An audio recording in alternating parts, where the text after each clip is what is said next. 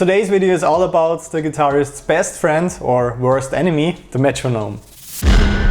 I'd like to show you 5 tricks today that help you with getting the most amount of value and progress out of your daily practice routine. There are some really cool and helpful concepts that you can work with that not a lot of players know about. So this is not just about me telling you to turn it on and to use it in your practice routine. With this video I'd like to help you with making faster progress with your exercises and with your practice goals in general. So let's not waste any more time and start shredding in time right away.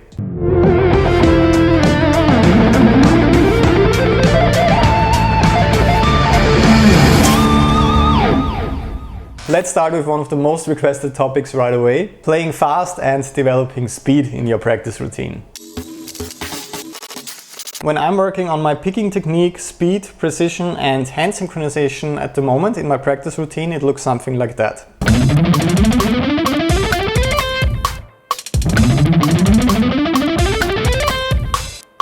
So just as a basic example, this is a 3-note per string workout in the A minor scale with the main goal of synchronizing the hands.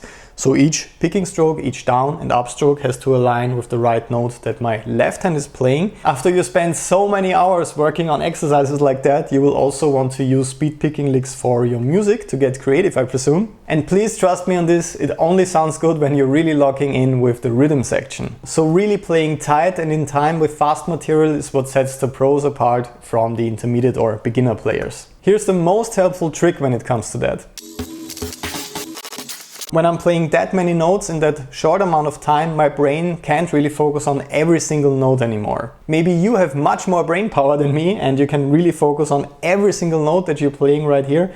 But in case you're like me, it's just not possible. It's like focusing on every single letter of the alphabet when you're talking instead of focusing on the words you're trying to say. As you can see in this graphic, I'm focusing on these highlighted notes since they fall on a click when the metronome is counting quarter notes for me. And whenever I'm hearing that one of those reference points, one of those notes is ahead or behind the click, I make adjustments so that I finish the line in time. Of course, in the absolute best case, the entire line would be perfectly in time whenever I'm playing it. But when you're playing a very long and very fast sequence, having those reference points really helps with correcting those timing inconsistencies. If you don't work with a system like that, or you're just listening very passively to what you're playing, you might drift further and further away from the click or from the band that you're playing with. And in this case, nobody will give you an award or a medal if you finish the song first. It just means that you were going way too fast. So let's listen to a slower take of the exercise so that I can show you these reference points in detail once again.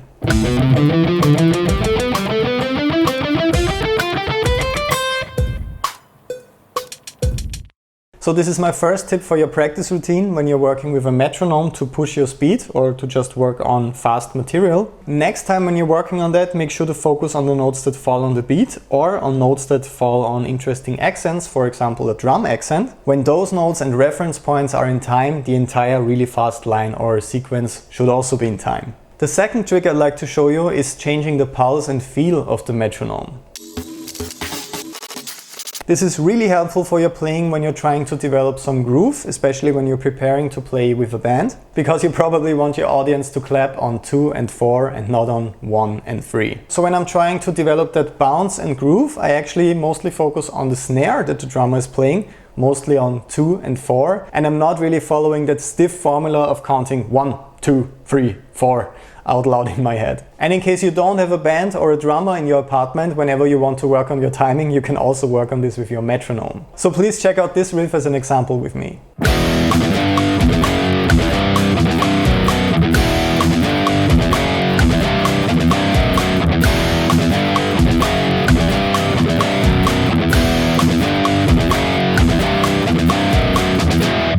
It's a basic idea, but it does have that kind of groove element to it. So a really great way of independently working on your timing and your inner clock, so to say, would be setting the metronome so that only the accents 2 and 4 of each beat are heard. So the metronome is not providing you with 1, 2, 3, 4 anymore. You just get 2, 4, 2, 4.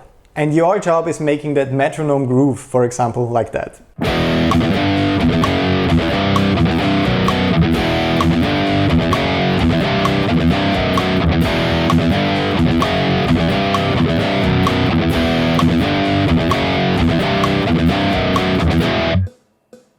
So So when it comes to developing timing and rhythm in a more musical way, I really recommend this system. The third trick is really simple, but it might improve your life a lot if you have to record every single day. I personally absolutely love and recommend working with Cubase, but I don't really like the sound of the built-in click that much.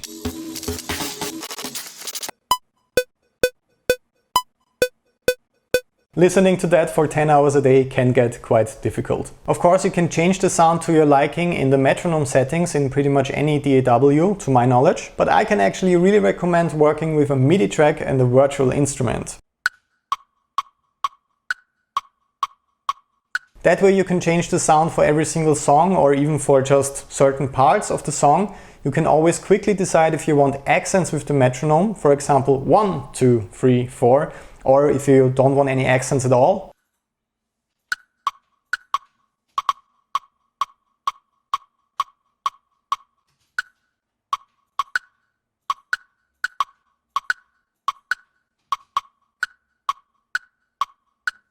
And it's just easier to record and to stay in time for some people if they work with a certain kind of click. For me personally, everything that's more musical and not just a shrill beeping noise works quite well in the long run. And another really great and helpful detail when it comes to this MIDI track is actually trick number 4. And that one is working with your own note groupings, especially when it comes to odd meters. Let's listen to this sequence in 7/8 together real quick.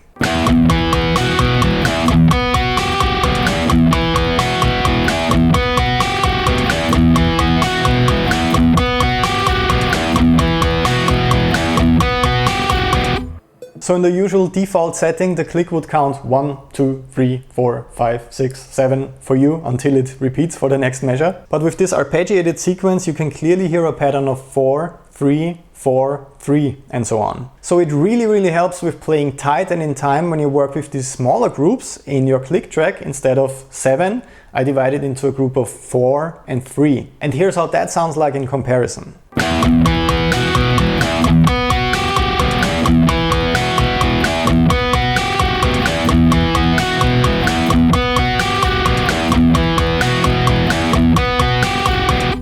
As soon as things get really complicated with lots of different odd meters or syncopated riffs, this really helps with playing in time. So that's metronome tip number 4. Always work with your own groups if that makes it easier for you to play challenging material, especially when it comes to odd meters. Please try that out next time when you're playing or composing in an odd meter like 7/8 for example.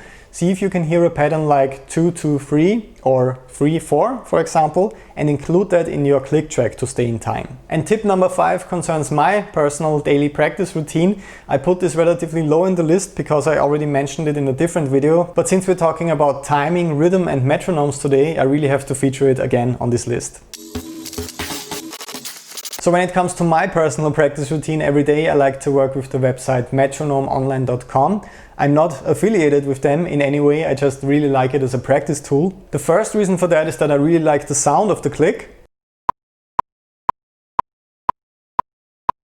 So that works really well for me. There are also no accents when it comes to this click, and I work on a lot of different kind of exercises in my routine. So if I'm not recording over a complex odd meter and I need those kind of rhythmic groups with my MIDI click track, I mostly tend to go for a click without any accents. And the second really cool and helpful feature is that it tracks your practice time in the browser window. When I started out structuring my practice routine, I was kind of keeping time with my watch or with a stopwatch app on my phone, and that got really tedious and annoying, at least for me in the long run. So when I'm working on different exercises for 15, 20 or 30 minutes, I always see my practice time in the browser window. And that really simple feature has really helped me with structuring my practice routine this year. I think they also have an app. I didn't try that one yet. I'm really just working with the free version on the website and I can absolutely recommend it so far.